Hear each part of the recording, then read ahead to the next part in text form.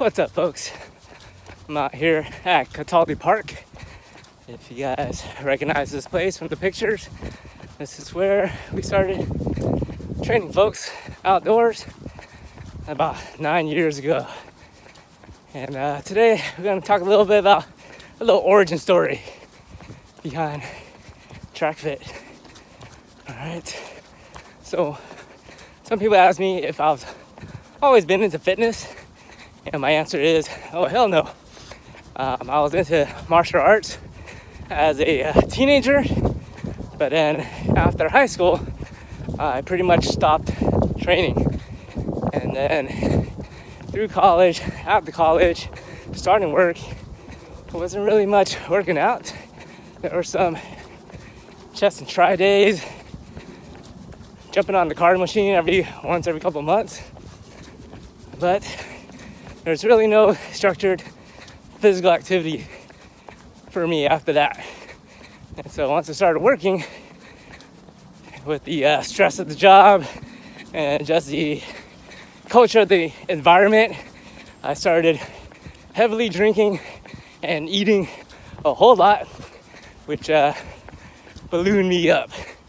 And on top of the weight and health issues or stress issues, I came to almost pretty much my rock bottom, where I was very, very, very disgruntled at work and pretty mad at the world. And started looking at different avenues of trying to get back into working out, and found this methodology. Tried it out, and it completely kicked my ass. And I was like, oh shoot, this is kind of like what martial arts training used to feel like. And from that point, I was pretty hooked. Started training in my bedroom, coming out here, using the outdoor equipment, and I fell in love with it. Got some awesome physical benefits. At that point, within 3 to 6 months, I was probably the fittest I've ever been in my life. And then looking back now, my fittest back then is probably the weakest I've ever been in training. It's pretty weird to look back and see how much potential the human body can have, and beyond that, the potential the human mind can have. And that's what really drew me into the training space of training others, is that I felt like I really had no purpose in life on the track that I was on. Get it? Track. I was making pretty decent money for a college grad, but I was just blowing my money on stupid stuff. And at that point in my career, I was probably 4 or 5 years in. I was thinking of either joining the Marine Corps or Army and trying to go in the Special Forces, or I was going to become a teacher. Either way, time was running out on me. And the decision came down, well, maybe I'll go back to school and get a teaching credential and see if I can make an impact on the next generation. And then once I got into this training environment, I saw it as a really unique opportunity to teach people, but in a different way, of using this physical training to really unlock what is potentially in their lives, to sound super cliches, but to live the best life. And that's what really drew me into this space, because I saw the benefits in myself on how it changed me, toughened me up mentally, and it gave me the tools to really be self-aware, be accountable, and set goals and achieve them.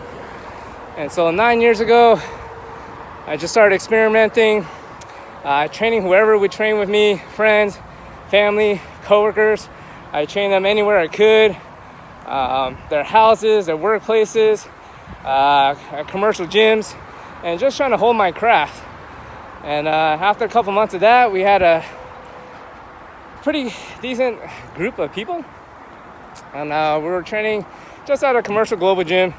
And at that point, no one ever really did the stuff at the gym, and so they didn't like that too much. and they asked us to stop training together.